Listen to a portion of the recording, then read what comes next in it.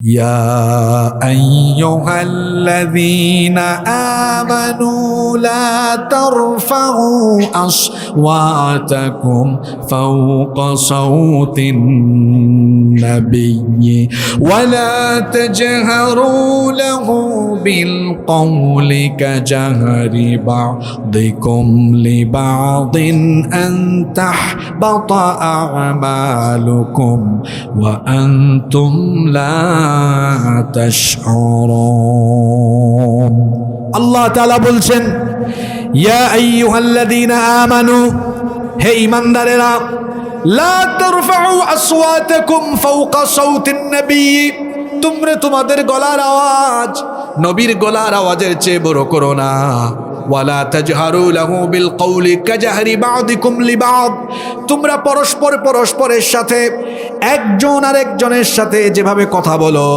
উচ্চস্বরে কথা বলো এভাবে আমার নবীর সাথে উচ্চস্বরে কথা বলো না যদি তোমরা এমনটা করো তাহলে কি হবে শোনো আম তাহবাতা আ'মালুকুম ওয়া আনতুম লা তাশউরুন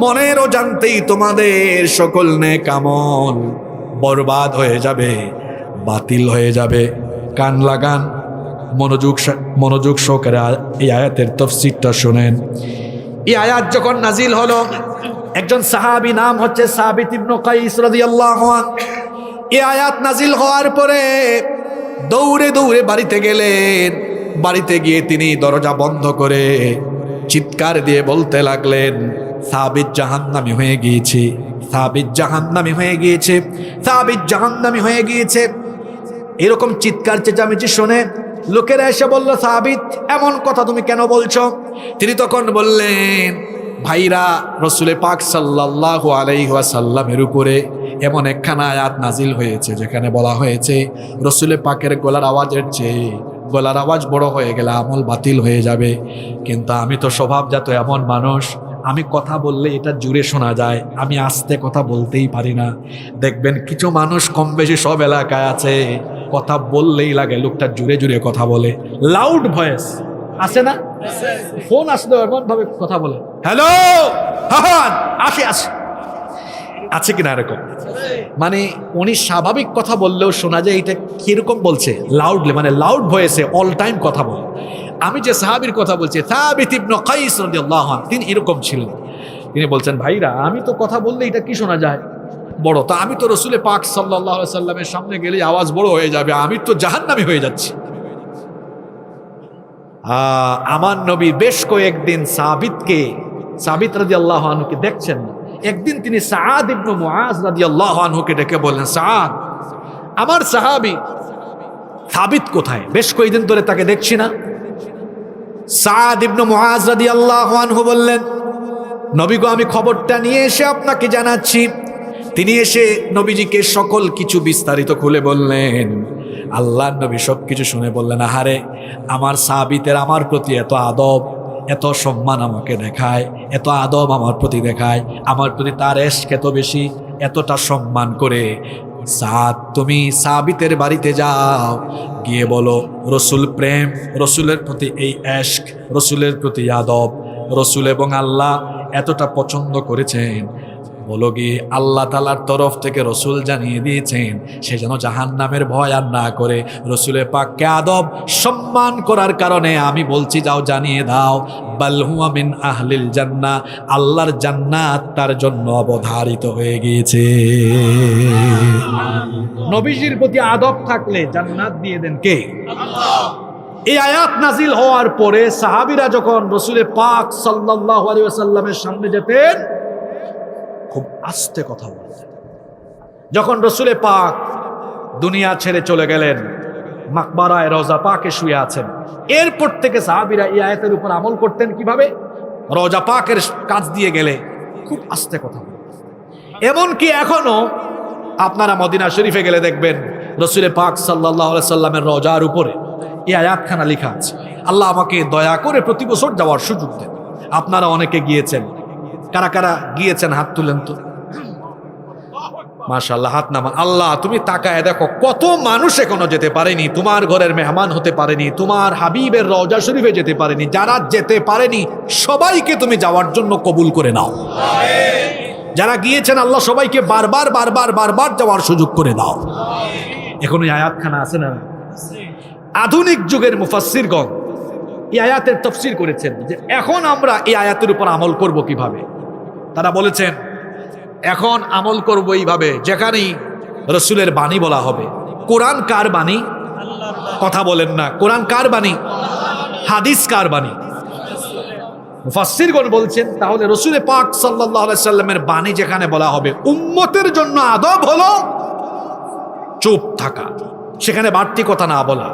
এই যে জুমার দিনে খুতবায় খতিব সাহেব কথা বলেন, এরকম মাহফিলগুলোতে আসলে আলেম উলামা কথা বলেন, তারা কি নিজেদের বানানো কথা বলেন না আল্লাহর বাণী রসুলের বাণী বলেন? তাহলে শ্রোতা হিসাবে, রসুলের পাকের উম্মত হিসাবে আপনার দায়িত্ব হলো আল্লাহ এবং রসুলের বাণী বলা হলে আদব দেখানো। কি হয়ে যাওয়া? জোরে বলেন, কি হয়ে যাওয়া? এমন কি এখানে আদব হবে এমন কোরআন হাদিসের বাণী আল্লাহ রসুলের বাণী বলা হলে সেই কথা বন্ধ করে দিয়ে অন্য কারো কথা বলতে দেওয়া, এটাও বেয়াদবি। আমাদের দেশে মাঝে মাঝে মাহফিলগুলোতে পলিটিশিয়ানরা আগমন করেন, হুজুরের বক্তব্য বন্ধ করে তাকে বক্তব্য দিতে হয়। এরকম আছে না নাই? হুজুর কথাগুলো বলছেন কার? কার বাণী? আল্লাহর বাণী, রসুলের বাণী। আল্লাহ রসুলের বাণীর চেয়ে কোনো পলিটিশিয়ানের বাণী কথার দাম থাকতে পারে? সুতরাং যদি কেউ আল্লাহ এবং রসুলের বাণী বন্ধ করে তার বাণী বলা শুরু করে, সে নিম্ন স্তরের বেয়াদব নয়, সে হলো উঁচু মাপের জঘন্য বেয়াদব। এই বেয়াদবি আমরা বাংলাদেশের কোথাও চলতে দিব? শিরক হচ্ছে সবচেয়ে বড় কবিরা গুনাহ। আকবারুল কাবাইরি আশ-শিরকু বিল্লাহ। সবচেয়ে বড় কবিরা গুনাহ হচ্ছে আল্লাহর সাথে শিরক করা। যদি কোনো ব্যক্তি আল্লাহর সাথে শিরক করে, তার সকল আমল সমূহ নেক আমল বাতিল হয়ে যাবে। রব্বুল আলামিন কোরআনুল কারীমের 39 নম্বর সূরা সূরাতুজ জুমারের 65 নম্বর আয়াতে বলছেন, ওয়ালাকাদ উহিয়া ইলাইকা ওয়া ইলাল্লাযীনা মিন ক্বাবলিকা লাইন আশরাকতা লায়াহবাতান্না আমালুকা ওয়া লাতাকুনান্না মিনাল খাসিরিন। আল্লাহ তাআলা বলছেন, ও আমার হাবিব, আর অবশ্যই আমি আপনার প্রতি এবং আপনার পূর্ববর্তীদের উপরে যে ওহী করেছি সেটা হলো এই, লা ইন আশরাকতা লা ইয়াহবাতান্না আমালুক। যদি তুমি আল্লাহর সাথে শিরক করো, সকল আমল বরবাদ করে দিয়ে ওয়ালা তাকুনান্না মিনাল খাসিরিন, সকল আমল বরবাদ করে দিয়ে আখিরাতে ক্ষতিগ্রস্তদের কাতারে যিনি শামিল করে দিবেন তিনি কে? সব নেক আমল বাতিল হয়ে যাবে কেউ যদি আল্লাহর সাথে শিরক করে। শিরক আরবি শব্দ, এর অর্থ হচ্ছে শরিকানা, অংশীদারিত্ব স্থাপন করা।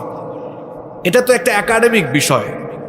আমাদের দেশে 90% মুসলমান দাবি করা হয়, বলা হয়, কিন্তু দুঃখজনক হলেও সত্য, এই 90-এর মধ্যে কমপক্ষে 85% মানুষের তাওহীদ এবং শিরকের সুস্পষ্ট জ্ঞান নেই।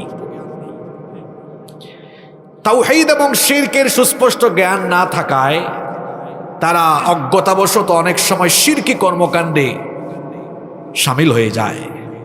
শিরক এটা প্রধানত দুই প্রকার, আশ-শিরকুল আকবার, আশ-শিরকুল আসগর।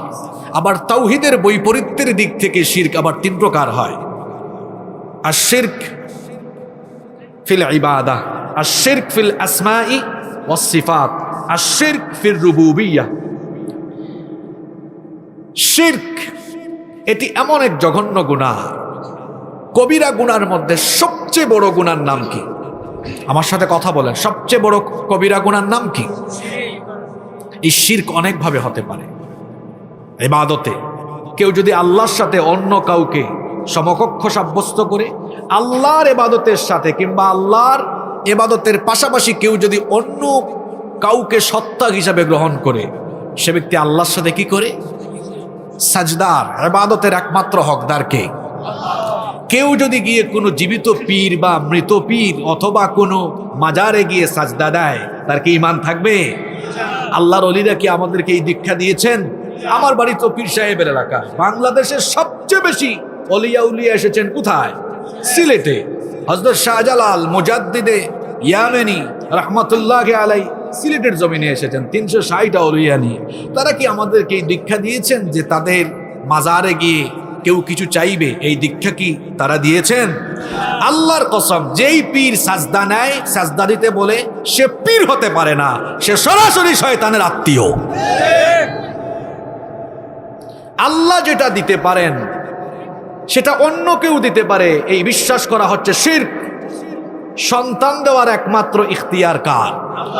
কেউ যদি অন্য কারো কাছে গিয়ে সন্তান চায়, ঈমান থাকবে? সব ক্ষমতার মালিক কে? কেউ যদি বলে সব ক্ষমতার উৎস জনগণ, ঈমান থাকবে? কোনোভাবেই শিরকের সাথে নিজেকে শামিল করা যাবে না। শিরক হচ্ছে সবচেয়ে বড় কবিরা গুনাহ, এবং শিরকের সাথে শামিল হলে সব নেক আমল বাতিল করে দিবেন কে?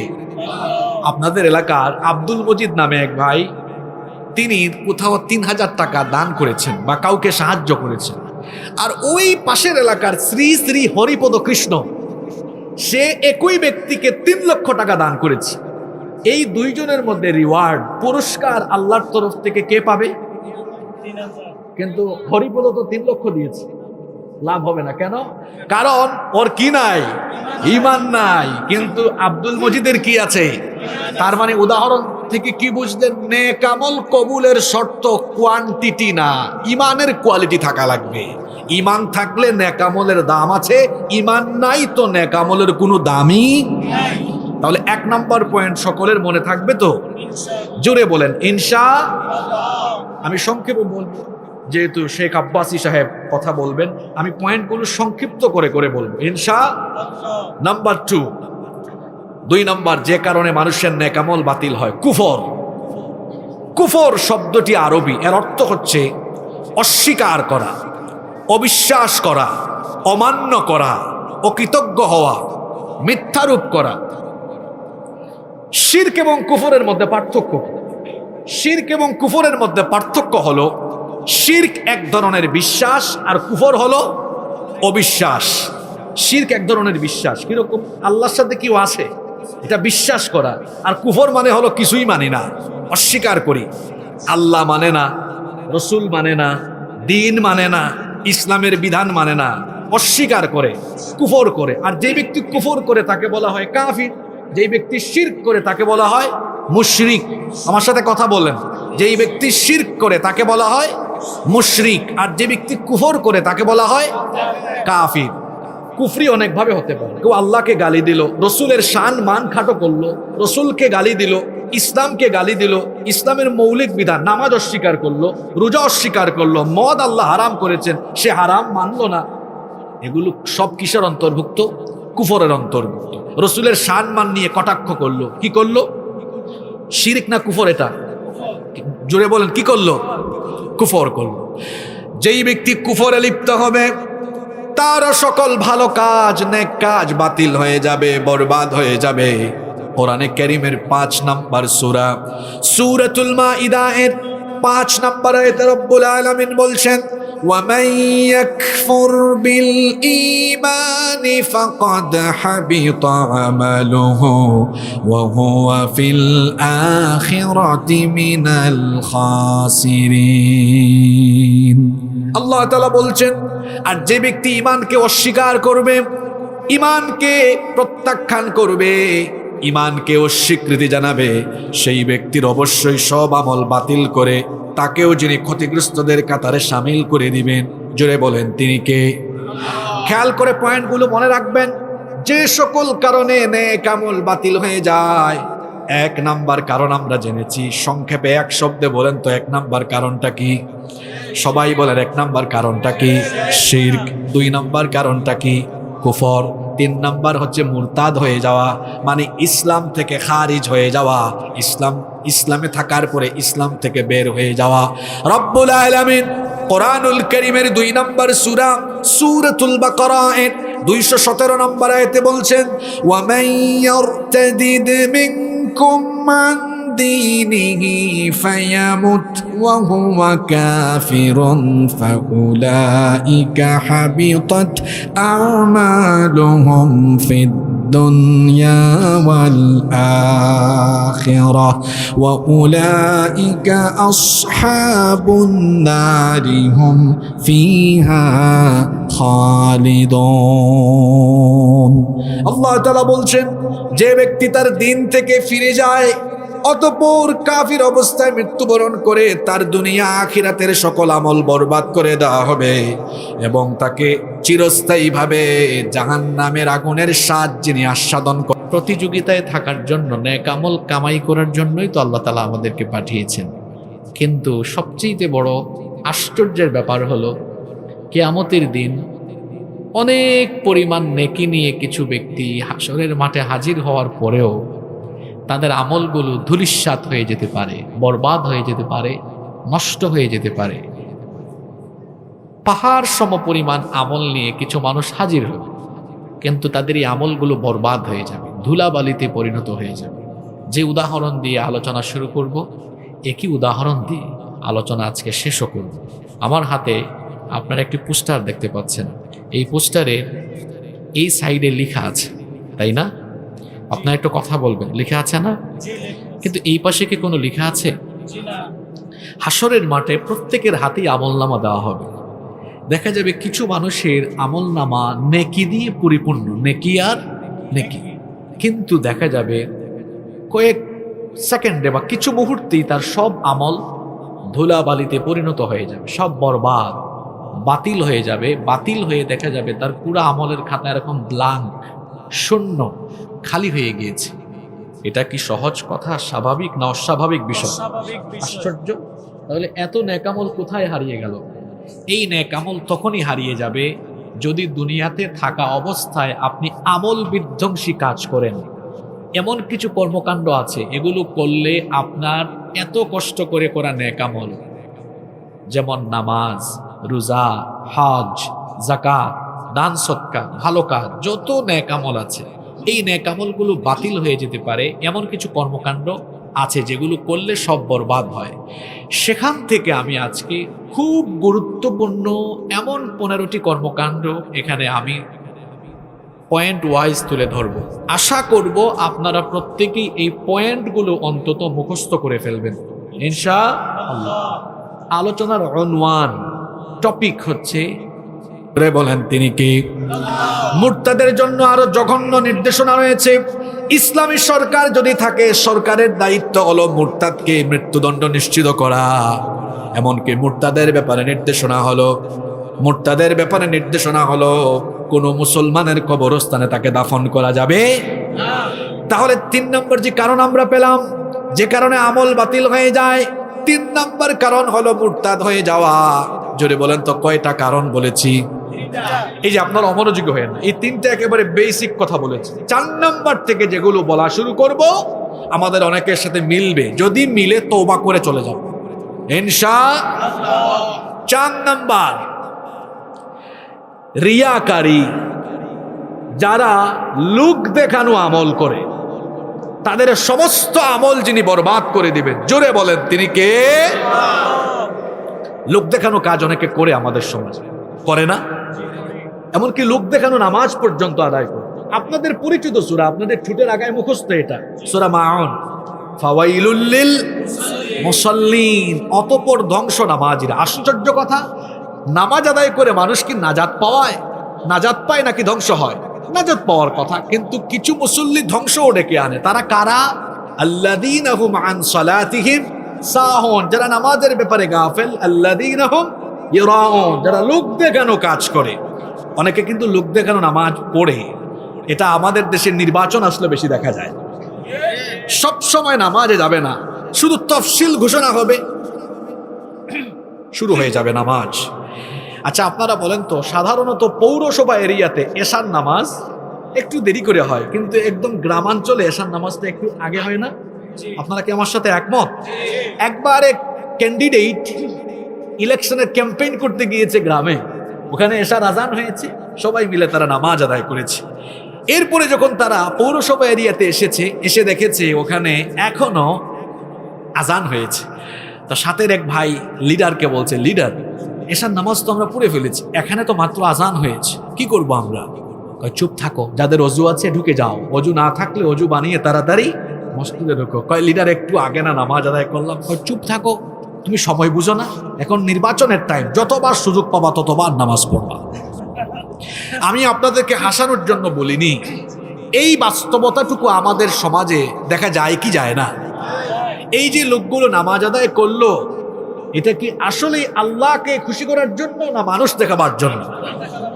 অনেক লোক আছে, টাকা পয়সা আছে, কিন্তু হজে যাবে না, পুস্টারে তার নামের আগে বা তাকে মানুষ যেন হাজি সাহেব ডাকে, হজে যায়। শুনেন, আমার দিলের খবর আপনারা জানেন না, আপনাদের দিলের খবর আমি জানি না, কিন্তু সকলের দিলের খবর একজন জানেন, তিনি কে?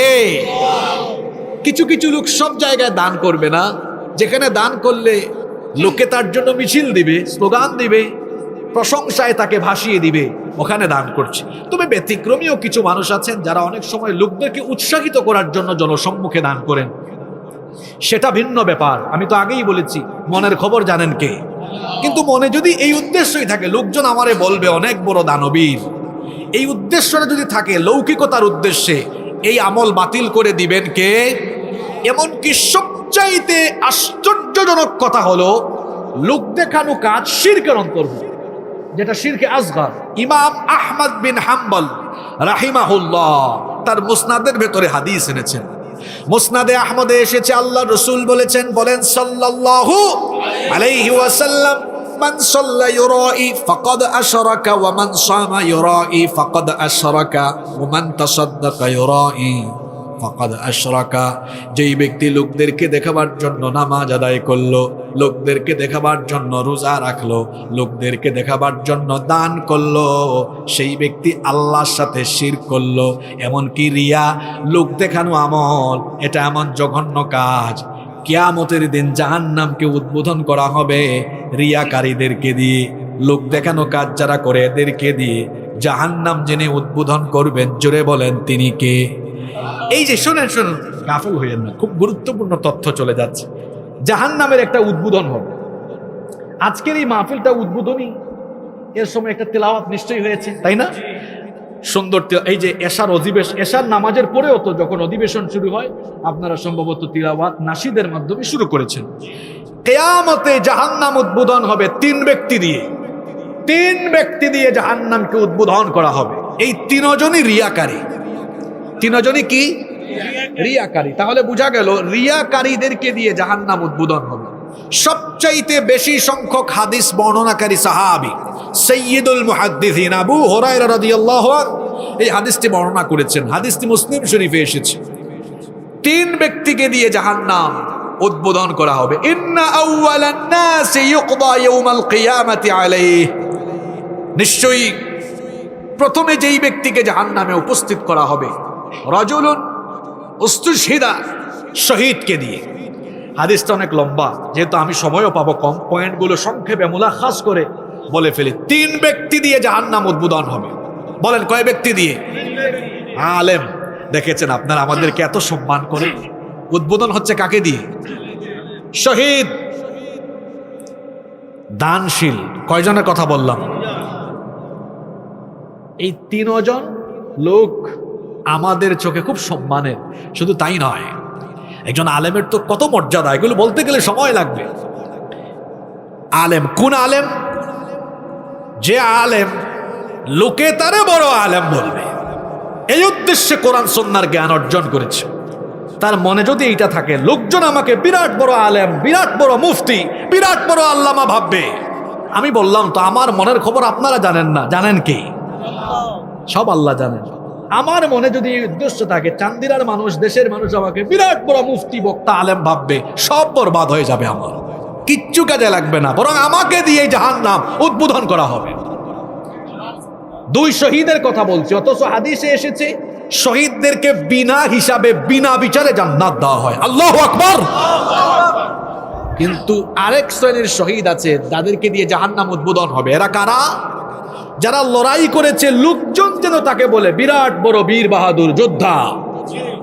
3, দানশীল। ওই দানশীল যেই ব্যক্তি মনে করে আমি দান করলে মানুষ আমাকে বাহবা দিবে, লোক দেখানো দান যারা করত এদেরকে দিয়েও জাহান্নাম উদ্বোধন করবেন কে? তাহলে আমরা মূল কথায় ফিরে যাই। 4 নম্বর পয়েন্ট বলছিলাম রিয়াকারী, মানে লোক দেখানো কাজ করলে এদের গোটা জীবনের সমস্ত নেক আমলকে বরবাদ করে দিবেন কে? ইয়া রব, তুমি আমাদেরকে এই রিয়া থেকে হেফাজত করো, আমাদের প্রত্যেককে হেদায়াত দান করো। নাম্বার 5, দেখেন বলতে বলতে 4টা পয়েন্ট চলে গেল, একটু রিভিশন করি আসেন তো। 1, আলেম ওলামা ইমাম সাহেবরা আছেন না, নোট করেন ভাই, এগুলা কাজে লাগবে আপনাদের দাওয়াতি কাজে। 1, 2, 3 মুরতাদ হয়ে যাওয়া। 4, 5 যুবকেরা, তরুণ ভাইয়েরা খেয়াল করে শুনেন, এটা বিশেষত আপনাদের উদ্দেশ্যে বলছে। 5, যারা একাকী নীরবে নিভৃতে গোপনে আল্লাহর হারাম করে দেওয়া গুনাহে শামিল হয়, এই রোগ মারাত্মক আকার ভাইরাসের মতো ধারণ করেছে। কারণ একাকী নীরবে নীরবে গুনাহ করার জন্য এখন গোপন গুনাহের সবচেয়ে বড় উপকরণ আমাদের প্রত্যেকের হাতে আছে, সেটার নাম হলো, জোরে বলেন, বিবাহ বহির্ভূত হারাম রিলেশন, গার্লফ্রেন্ডের সাথে চ্যাটিং, ডেটিং, ফোন, এগুলো কেউ প্রকাশ্যে করে না গোপনে করে? এখনকার ছেলেপেলেরা তো রাত 3টা 4টা পর্যন্ত মোবাইলে তাহাজ্জুদ পড়ে। এটা একটা রূপক কথা বলেছে। মোবাইলে তাহাজ্জুদ পড়ে মানে হচ্ছে রাত 3টা 4টা পর্যন্ত মোবাইল নিয়ে পড়ে থাকে। আপনারা আমার সাথে একমত না দ্বিমত? এই ছেলেগুলাকে দেখলে বড় মায়াও লাগে। এক একটা ছেলের বয়স 17, 18, 19, 20, 21 বছর। এই বয়সে চেহারায় লাবণ্য, স্মার্টনেস থাকার কথা, তারুণ্য, যৌবনের উদ্দীপনার বহিঃপ্রকাশ হওয়ার কথা, কিন্তু না ঘুমাতে ঘুমাতে দেখেন তার 20-30টা চুল পেকে গিয়েছে। গালের 2 পাশের মাংস, গোশত, হাড্ডির চিপার ভিতরে ঢুকে গেছে। এমনি মাইগ্রেনের সমস্যা শুরু হয়েছে না ঘুমাতে ঘুমাতে, চোখের নিচে কালি পড়ে গিয়েছে, চোখগুলো হাড্ডির ভেতরে ঢুকে যাচ্ছে। দিনের বেলা যখন হাঁটে মনে হয় বাতাসের সাথে পড়ে যাবে। আশ্চর্য কথা, এই তরুণ আর যুবক বয়সে তার মধ্যে যৌবনের উন্মাদনা থাকার কথা, কোথায় এগুলো হারিয়ে গেল? কারণ সে প্রতিনিয়ত রাত 3টা 4টা পর্যন্ত জেগে জেগে মোবাইল আর ইন্টারনেটের অপব্যবহার করে, গুগল শরীফ, ইউটিউব শরীফ, সোশ্যাল মিডিয়া শরীফ ব্যবহার করে করে সে জিনা ব্যভিচারের সাগরে ডুব দিয়ে তার ক্যারিয়ার, তার যৌবন, জীবন নষ্ট করে নিজেকে জাহান্নামের পথে পরিচালিত করছে। এখান থেকে ব্যাক করতে হবে, ফিরে আসতে হবে। শুনেন, খুব মজা করে রাতের বেলা যে দরজা বন্ধ করে দিয়ে গুগলে, ইউটিউবে ঢুকে আজে বাজে ভিডিও দেখেন, পর্নোগ্রাফিতে আসক্ত হয়ে যান, আর যে মেয়েদের সাথে কথাবার্তা বলা শুরু করে দেন। এই হাদিসটা শোনেন, এই হাদিসটা শোনেন, এই একটা হাদিস হয়তোবা আপনার এই পাপের পথ থেকে ফিরে আসার জন্য যথেষ্ট হয়ে যেতে পারে ইনশাআল্লাহ। ইবনে মাজাহ শরীফে হাদিস এসেছে, সাউবান রাদিয়াল্লাহু আনহু হাদিসের বর্ণনাকারী সাহাবী, তিনি বলছেন রাসূল কারীম আমরা মহব্বতে বলি সাল্লাল্লাহু আলাইহি ওয়াসাল্লাম বলেছেন, লা আ'লামান্না আকওয়ামান মিন উম্মতি ইয়াতুনা ইয়াওমাল কিয়ামাতি বিহাসানাতিন আমসালি জিবালি তিহামাতাম বিদা। আল্লাহর নবী বলেছেন, কিয়ামতের দিন কিছু মানুষ আরবের তিহামা অঞ্চলের শুভ্র পর্বতমালা সমান নেক আমল নিয়ে হাজির হবে। আপনাদের কুমিল্লায় তো লালমাইয়ের দিকে কিছু পাহাড় আছে, আর আমি তো নিজেই পাহাড়ি এলাকার সন্তান, অনেক পাহাড় আমার এলাকায় আছে। ছোটকাল থেকে পাহাড় দেখতে দেখতে বড় হয়েছি, এক একটা পাহাড় কত বিশাল। হাদিসে আল্লাহর নবী বলছেন, কিয়ামতের দিন কিছু মানুষ পাহাড় সমপরিমাণ নেক আমল নিয়ে হাজির হবে। কিন্তু আশ্চর্যের ব্যাপার হলো, ফায়াজআলুহা আল্লাহু আযজা ওয়া জাল্লা হাবাআম মানসুরা, অতঃপর আল্লাহ তাআলা তাদের পাহাড় সমপরিমাণ নেক আমলকে ধুলাবালিতে পরিণত করে দিবেন, এগুলো আল্লাহ বাতিল করে দিবেন। এই কথা শুনে সাউবান রাদিয়াল্লাহু আনহু নবীজিকে জিজ্ঞেস করলেন, ইয়া রাসূলুল্লাহ, আমরা বলি সাল্লাল্লাহু আলাইহি ওয়াসাল্লাম, সিফহুম লানা জাল্লিহিম লানা আল্লা নাকুনা মিনহুম ওয়া নাহনু লা না'লাম। ওগো আল্লাহর নবী, কাদের কথা বলছেন? তাদের বিষয়টি তো আমরা জানি না, তাদেরকে আমরা চিনি না। আপনি তাদের গুণাবলী, আপনি তাদের পরিচয় বৈশিষ্ট্য আমাদের সামনে তুলে ধরেন, যাতে আমরা নিজেরা সতর্ক হয়ে যাই, যাতে আমরা নিজেরা ওই অবস্থার সম্মুখীন না হই। নবীজিকে তারা জিজ্ঞেস করলেন, নবী গো বলেন তারা কারা? কোন ব্যক্তি যাদের আমলগুলোকে কিয়ামতের দিন পাহাড় সম পরিমাণ আমলকে ধুলাবালিতে পরিণত করে দেওয়া হবে। আল্লাহর নবী তখন জবাবে বললেন, আমা ইন্নাহুম ইখওয়ানুকুম ওয়া মিন জিলদাতিকুম ওয়া ইয়াখুযুনা মিনাল লাইলি কামা তাখুযুন ওয়ালাকিন্নাহুম আকওয়ামুন ইযা খালাউ বিমাহারিমিল্লাহ ইনতাহাকুহা। আল্লাহর নবী বললেন, শোনো, এরা তোমাদেরই কিছু ভাই, তোমাদেরই গোত্রীয় বংশীয়, বা তোমাদের সাথেই চলাফেরা করে, তোমাদের সাথে ইবাদত বন্দেগীতে শামিল হয়, এমনকি শেষ রাতে তাহাজ্জুদে সাজদাও দেয়, তোমাদের সাথে ইবাদত বন্দেগী করে। কিন্তু এরা যখন একা একা নীরবে নিবৃতে চলে যায়, নীরবে নিবৃতে আল্লাহর হারাম করে দেওয়া গুনাহগুলোতে তারা শামিল হয়ে যায়। কষ্ট হচ্ছে আপনাদের? নাম্বার 6, 6 নাম্বার যে কারণে নেক আমল বাতিল হয়, রাসূলে পাক সাল্লাল্লাহু আলাইহি ওয়াসাল্লামের গলার আওয়াজের চেয়ে যদি কারো গলার আওয়াজ বড় হয়ে যায়, তার জীবনের সমস্ত নেক আমল বাতিল করে দিবেন কে? রাসূলে পাকের গলার আওয়াজের চেয়ে যাদের গলার আওয়াজ বড় হয়, এরা উচ্চ স্তরের বেয়াদব, এরা বেয়াদব। রাসূলের ইশক, মহব্বত, রাসূলের প্রতি আদব এদের ভেতরে নাই। এই যে আপনারা যেভাবে বসে আছেন, একবার রাসূলে পাক সাল্লাল্লাহু আলাইহি ওয়াসাল্লাম, বলেন না সাল্লাল্লাহু আলাইহি ওয়াসাল্লামের সামনে কিছু সাহাবীরা বসে আছেন। কথা বলতে বলতে বলতে বলতে একটা সময়ে কয়েকজন সাহাবীর গলার আওয়াজ রাসূলে পাক সাল্লাল্লাহু আলাইহি ওয়াসাল্লামের গলার আওয়াজের চেয়ে বড় হয়ে গেল। এতটুকুন আল্লাহ তাআলা বরদাশত করলেন না। সঙ্গে সঙ্গে রব্বুল আলামিন কোরআনুল কারীমের 49 নম্বর সূরা সূরাতুল হুজুরাতের 2 নম্বর আয়াত আল্লাহ নাজিল করে দিলেন। যারা পারেন সওয়াবের নিয়তে আমার সাথে আয়াতটা পড়েন। কষ্ট পেয়েছেন আমার কথায়? 6 নম্বর পয়েন্ট বলেছি, রাসূলে পাক সাল্লাল্লাহু আলাইহি ওয়াসাল্লামের গলার আওয়াজের চেয়ে আওয়াজ বড় হয়ে গেলে আমল বাতিল করে দিবেন কে? দেখি তো 6টা মনে রাখছেন কিনা। 1, মাশাআল্লাহ, খুব কনসেন্ট্রেট শ্রোতা আপনারা। 2, 3, না 3 তো মুরতাদ হয়ে যায়। 4, 5, গোপনে হারামে লিপ্ত হয়ে যাওয়া। 6, তুমি হাসো কেন, বলো। আল্লাহ রসুলের গলার আওয়াজের চেয়ে আওয়াজ। নাম্বার 7 নাম্বার, দান করে খুঁটা দেওয়া। দান করে কি করা? আপনি রাগ করবেন? আপনাকে একটা উদাহরণ দিই, এটা কথার কথা, একটু প্র্যাকটিক্যাল ওয়াজ হয়ে গেল। মনে করেন আমার এই ভাই, এই শার্টওয়ালা ভাই, ওনাকে তিনি একটা ভ্যান কিনে দিয়েছে। আপনাদের এলাকায় তো মনে হয় ভ্যান চলে না, অটো রিক্সা চলে, ভ্যানও আছে। মনে করেন ওনাকে, ওনার পরিবারটা খুব ফিনান্সিয়াল অবস্থা খারাপ, একটা ভ্যান কিনে দিলেন। এখন এপ্রিল মাস, আর জুন মাসে উনি পেয়ে বললেন, আমি একটা ভ্যান কিনে দিয়েছি বলে এখন ঘরটা চলে। আগে করছিল দান, এখন মারছে কি? খোটা। আমার এই ভাই, ওনার কোনো চাকরি বাকরি নাই, বেকার। চাচা এই ভাইকে আবদার করেছেন, সুপারিশ, ওনার একটা ফ্যাক্টরি আছে, বলছেন বাবা আপনার ফ্যাক্টরিতে এই ছেলেটাকে একটা চাকরির ব্যবস্থা করে দিন, ছেলেটা বেকার। চাচার সুপারিশ শুনে উনি ওনার ফ্যাক্টরিতে ওনাকে জব দিয়েছেন।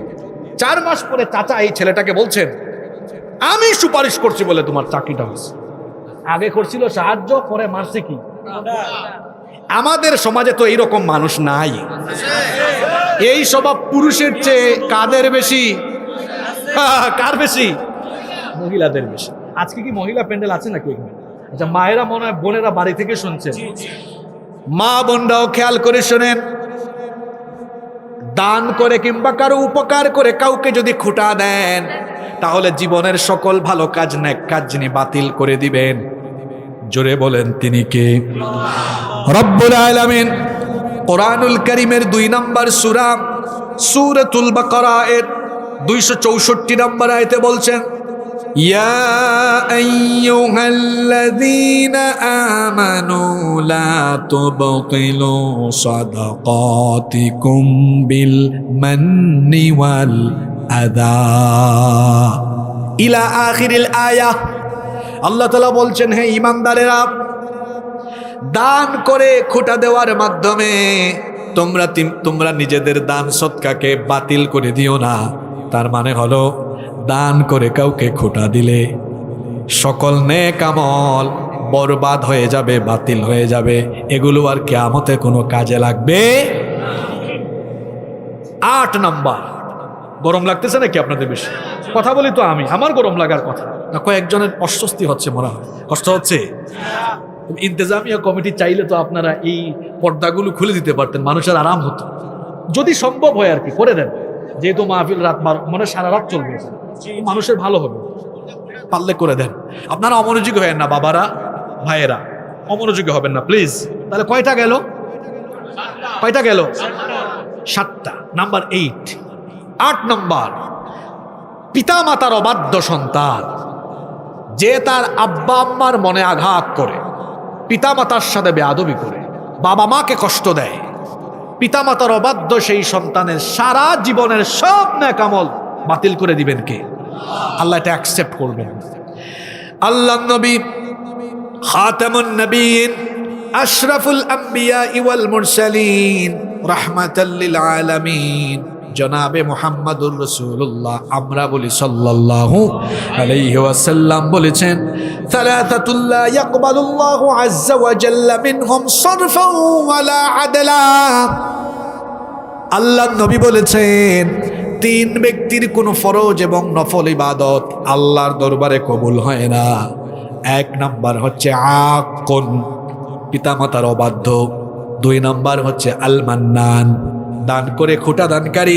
3 নাম্বার হলো ওয়া মুকাদ্দিবুম বিকাদার, তাকদীরকে মিথ্যারূপকারী, অস্বীকারী। এই 3 শ্রেণীর মধ্যে 1 নাম্বার হলো যে পিতামাতার অবাধ্য, যেই ব্যক্তি তার আব্বা আম্মাকে কষ্ট দেয়, আব্বা আম্মার সাথে বেয়াদবি করে, পিতামাতার অবাধ্য সেই বেয়াদব সন্তানের নেক আমল যিনি বরবাদ করে দিবেন তিনি কে? ভাইরা, যাদের আব্বা আম্মা আছে, নিয়ামত, জীবনের সবচেয়ে বড় নিয়ামত আপনার কাছে আছে। আপনার পিতামাতা আপনার জন্য জান্নাত, হুমা জান্নাতুকা আও হুমা নারুকা। পিতামাতা তোমার জান্নাত, পিতামাতা তোমার আবার জাহান্নামে যাওয়ার কারণ। বলেছেন মুহাম্মদ, আমরা বলি সাল্লাল্লাহু। পিতামাতা খুশি তো কে খুশি? আল্লাহ রাসূল বলেছেন, রিদার রাব্বি ফি রিদাল ওয়ালিদাইন ওয়া সাখাতুল্লাহি ফি সাখাতিল ওয়ালিদাইন। পিতামাতার সন্তুষ্টিতে আল্লাহ সন্তুষ্ট, পিতামাতার সন্তুষ্টিতে আল্লাহ সন্তুষ্ট। তার মানে নিজের মা বাপকে যদি খুশি করে দেন, আপনার উপর খুশি হয়ে যাবেন কে? আর পিতামাতাকে যদি নারাজ করে ফেলেন, তাহলে আপনার উপর নারাজ হয়ে যাবেন কে? আরে এখন তো এমন এক জামানা এসেছে, এখন ছেলেরা পিতামাতাকে ভাগ করে,